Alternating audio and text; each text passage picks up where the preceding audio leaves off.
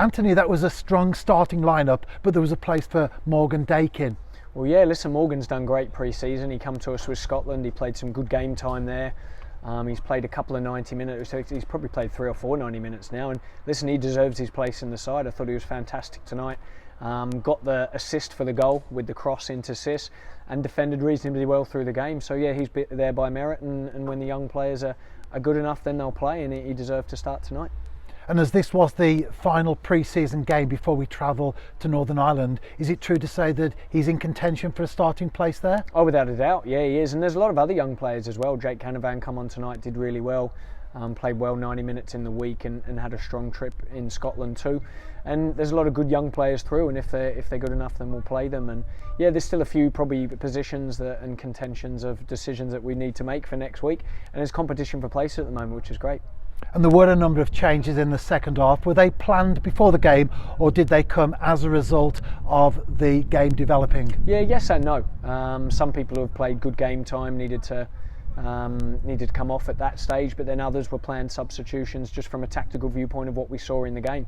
I thought Louis Robles come on and did quite well along with DNEB, and those guys will be in contention for next week as well. Just because they didn't start today doesn't mean they won't start next week. So yeah, plenty of, like we say, competition for places, I think, all through the 3 units of the team, so that's a good sign.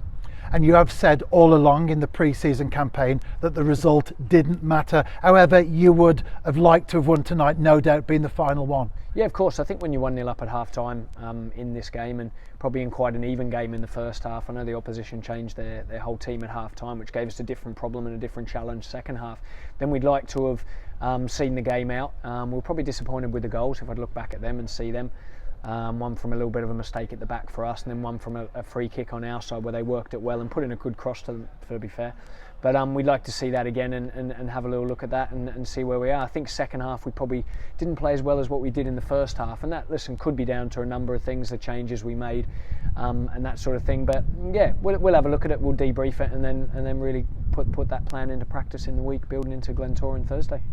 And we have made reference to the strong 11 that took to the field at the start of the game. Is that an indicator perhaps of where we're likely to go when we're in Northern Ireland, or are there still places up for grabs? Yeah, there's definitely places up for grabs. I think, like I said before, there's been real competition for places this pre-season in the squad, which has probably even surprised me more so than what I thought they'd be, and that's great. So that's what we want. I think in, like I say, all 3 of the units there's been real competition with young players stepping up and coming in, players coming back from last season, either been injured and come back in, like for a DNEB, for example, and there's been players who have come back form-wise really well.